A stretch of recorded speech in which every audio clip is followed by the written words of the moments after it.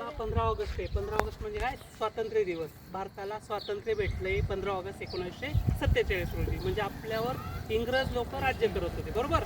इंग्रज लोक राज्य करत असताना आपण पारतंत्र्यात होतो, म्हणजे आपल्याला स्वातंत्र्य मिळालेलं नव्हतं. आणि स्वातंत्र्य मिळालं म्हणजे काय? आपण सगळीकडे कुठेही राहू शकतो, कुठेही कोणाशी बोलू शकतो, चांगलं शिक्षण घेऊ शकतो आणि आपलं आयुष्य चांगलं करू शकतो, बरोबर. मग आपण, तुम्ही सर्वजण शाळेत जाता की नाही जात? नाव टाकलेलं आहे का शाळेत? नाही. बाकीचे कोण कोण? इथं बालवाडी आहे का नाही तुमच्या इथं? बालवाडीत गेले का नाही? म्हणजे शाळा शिकायची नाही असं असतं का? शाळा शिकायला पाहिजे. शाळा शिकलं तर आपण मोठे होऊ शकतो. आणि जर आपण शाळा शिकलो नाही, आपल्याला ज्ञान कसं भेटेल? आपल्याला स्वातंत्र्य हा काय आहे माहिती का? काय आहे? तिरंगा आहे. काय आहे? भारताचा राष्ट्रध्वज म्हणता याला. काय म्हणता? भारताचा राष्ट्रध्वज. भारताचा राष्ट्रध्वज म्हणजे आता तुम्ही खेळाडू जर आंतरराष्ट्रीय स्तरावर यश मिळवता तर असा झेंडा फडकवता की नाही? टी व्हीमध्ये बघता की नाही तुम्ही? टी व्ही व्हिडिओमध्ये, बरोबर.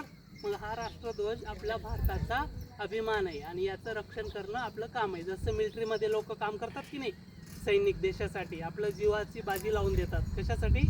या तिरंग्यासाठी, बरोबर. मग या तिरंग्यासाठी इतकं महत्त्वाचं काम आहे. तर उद्या स्वातंत्र्य दिवस आहे. हा झेंडा तुम्ही तुमच्या घरावर लावा किंवा घरात जरी लावला किंवा बाहेर जरी लावला तरी चालेल, पण याचा अपमान होऊ द्यायचा नाही, फेकून द्यायचा नाही, बरोबर. ठीक आहे. सगळ्यांना स्वातंत्र्य दिनाच्या शुभेच्छा.